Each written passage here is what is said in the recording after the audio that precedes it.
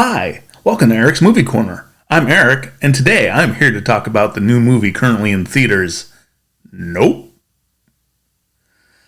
This is Jordan Peele's latest movie, starring Daniel Kaluuya, Keke Palmer, Brandon Perea, Stephen Yeun, Michael Wincott, and Keith David. Now, I will admit that I approached this movie with a little bit of trepidation because, quite frankly, Jordan Peele's first two movies, Get Out and Us, in my opinion, are both masterpieces.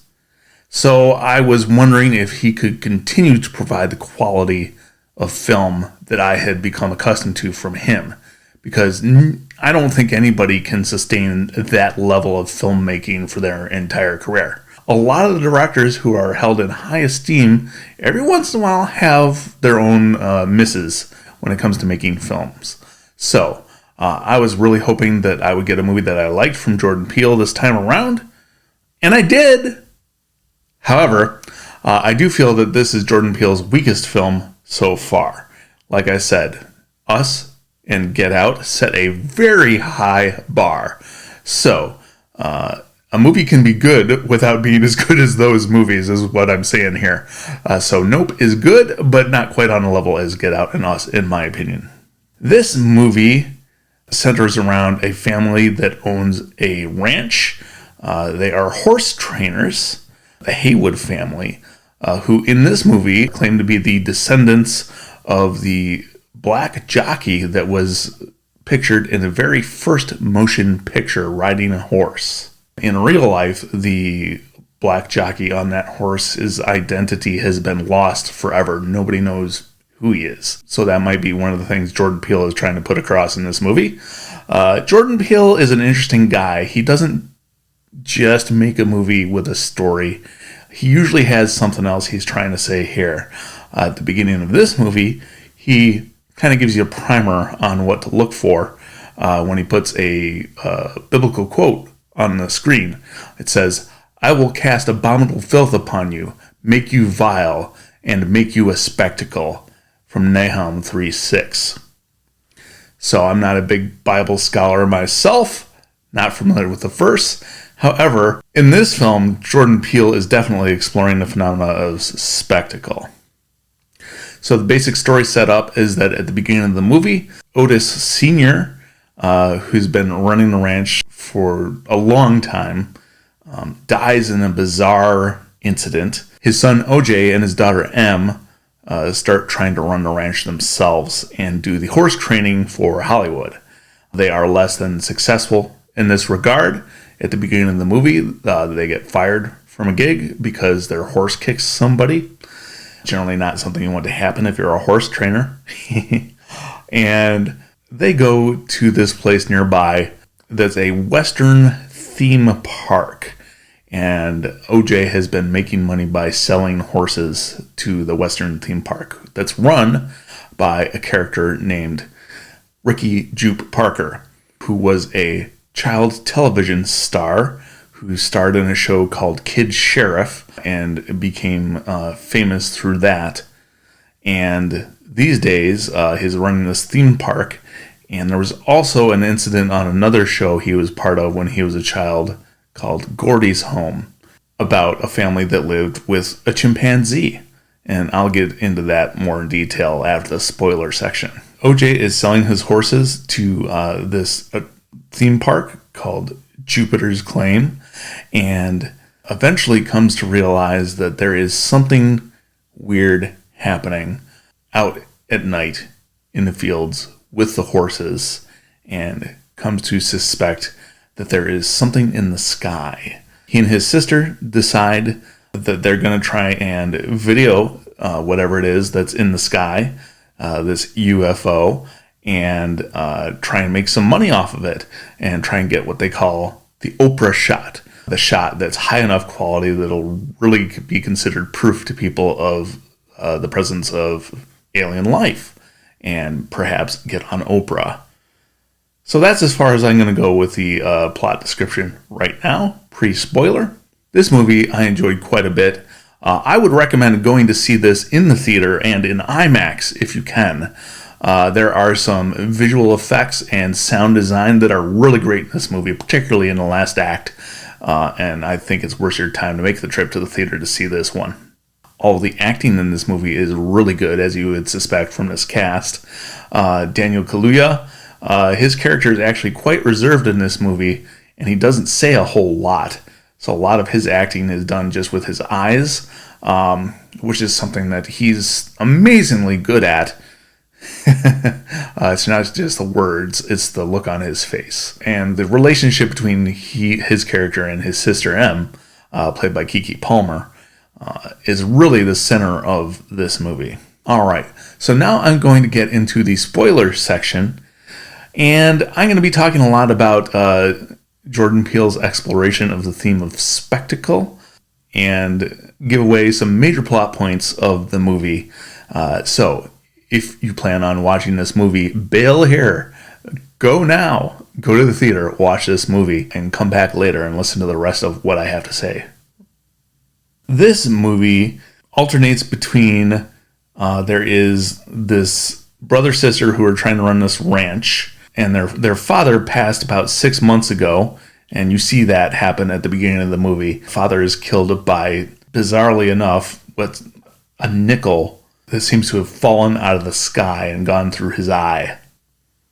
OJ never quite believes the explanation that this stuff fell out of a plane, and is kind of suspicious about the circumstances of his father's death. Meanwhile, he's been running the ranch not really successfully, as I mentioned, and selling his horses over at Jupiter's Claim.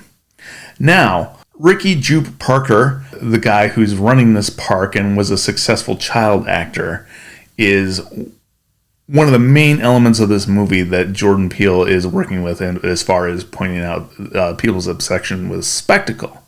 And in some interviews I saw with Jordan Peele, he said that he was writing this during the pandemic and really wanted to write a movie that people would want to go see in the theater for the spectacle. And he also thought it was an interesting thing to explore as far as people's obsession with spectacle, why we rubberneck when there's an accident on the highway. And apparently the working title of this movie was Little Green Men, not in reference to aliens, but rather the guys on the money. So, Jordan Peele was interested in exploring people's obsession with spectacle and tendency to trade in on spectacle for fame and or money or both. And Ricky Jupe Parker in this movie is the prime example of this, because he is running this theme park that's based on the Western show that made him famous. And he's also giving private tours of memorabilia he's collected from the incident that happened on his other show, Gordy's Home.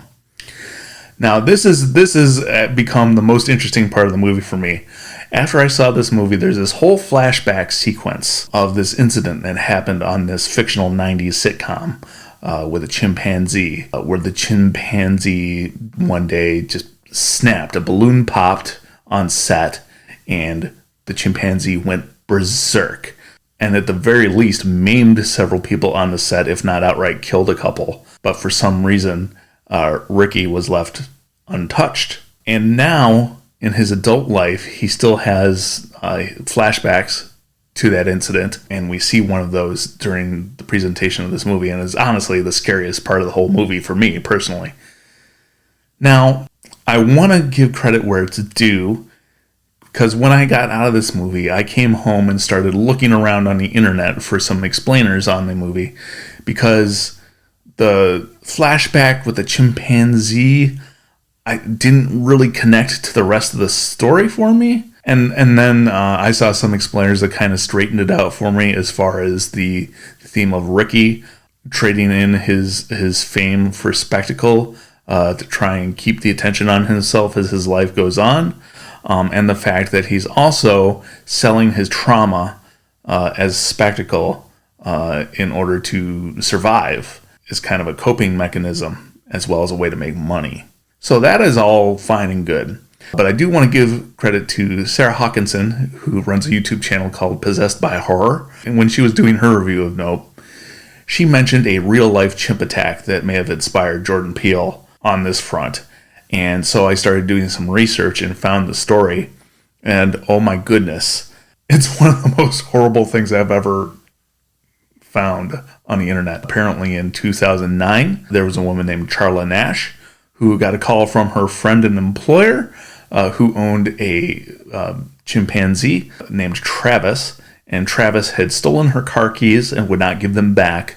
And she needed some assistance trying to get the keys away from Travis and get Travis back in the house. When Charla arrived, at one point she held out one of Travis's favorite toys, an Elmo doll. And for some reason, Travis snapped and attacked her viciously. I'm going to post a link I found to an interview she did on the Oprah show. I'm going to give you some advanced warning because during this interview, she reveals her face for the first time publicly, and it is something. I would go so far as to say it doesn't resemble a human face. In order to save Charla's life after the chimp attack, her friend thought that she had been killed. She was hitting Travis over the head with a shovel, and eventually went in the house and got a knife and stabbed Travis in the back multiple times, but that still did not stop him. And if you watch this Oprah interview, one of the first things you'll hear is the 911 call she made, telling the 911 operators that the chimp had ripped her friend's face off. And that is essentially what happened. It is upsetting.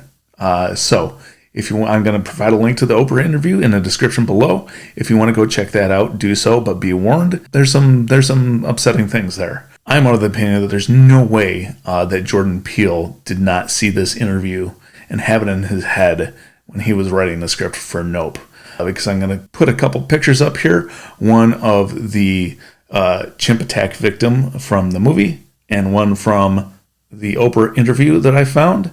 And yeah, there's no way that Jordan didn't see this interview and have it inspire him for the aspect of the chimp attack in this movie. Also, he makes direct reference to Oprah in the movie when they're talking about the Oprah shot.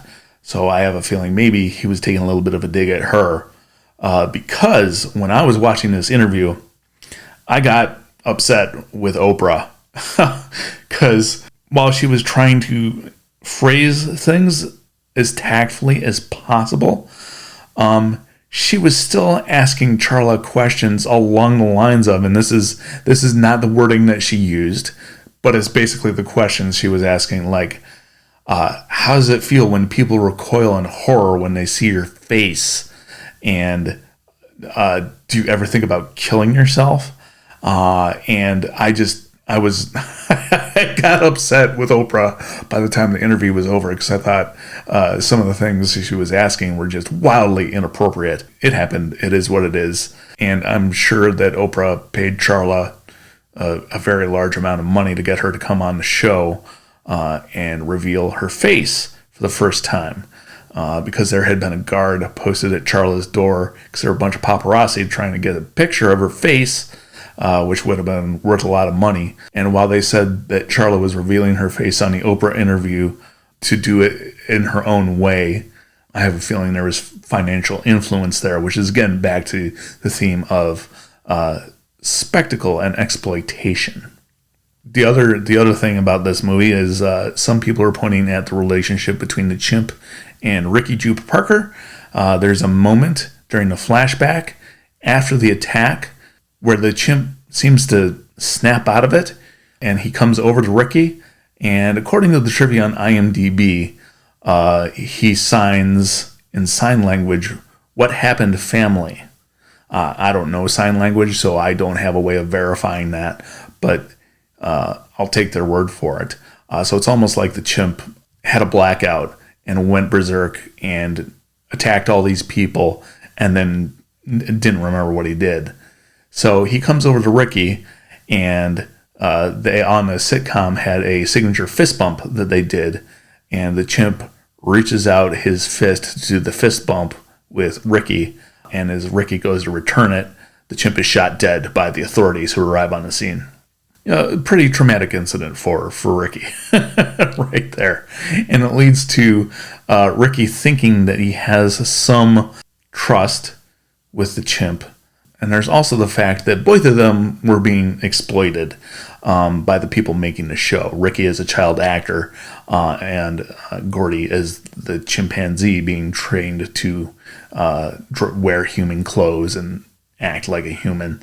Both of them were exploited. And later on, Ricky at his theme park tries to exploit the UFO. Because it turns out that the horses that OJ was selling him, he's been using to lure the UFO out at night. And he thinks he has a relationship with the aliens and is preparing to use this as a show. He's trying to sell tickets to see a UFO, again, explaining the aliens for spectacle. In the meantime, we got the brother and sister back on the ranch trying to capture it on video. However, as is common in many UFO encounter stories, whenever this thing comes around, anything with electrical power to it gets killed. All electricity goes away. So the cameras stop working, lights go out, everything, your car stops. Just like you've heard in some of the abduction stories over the years. Eventually, OJ realizes that this thing in the sky, and this is the big reveal, so if you're going to watch this movie, seriously, double spoiler warning. Don't listen to what I'm about to say.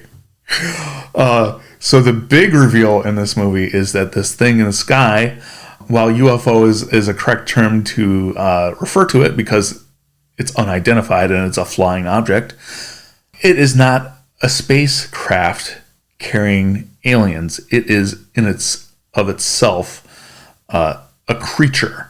It is a being that has been feeding on the horses, and it can disguise itself as clouds in the sky. Due to all this, there's an incident where Ricky is trying to show people the UFO at his theme park, but he makes the mistake of looking up at it, and apparently this thing won't attack you if you don't make eye contact with it, which is something that OJ throws out as a theory because of experience training animals.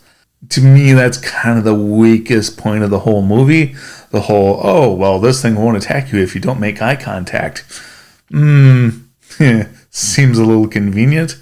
But again, it ties back into the theme of spectacle. And if you don't participate, you're safe.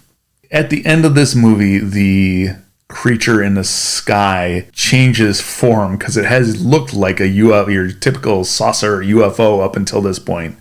But at the end of the movie, it transforms into something unlike anything I've seen on a movie screen before. And I really was kind of grooving on a unique presentation of this creature in the sky. It was kind of a combination between octopus and a jellyfish, but it flies.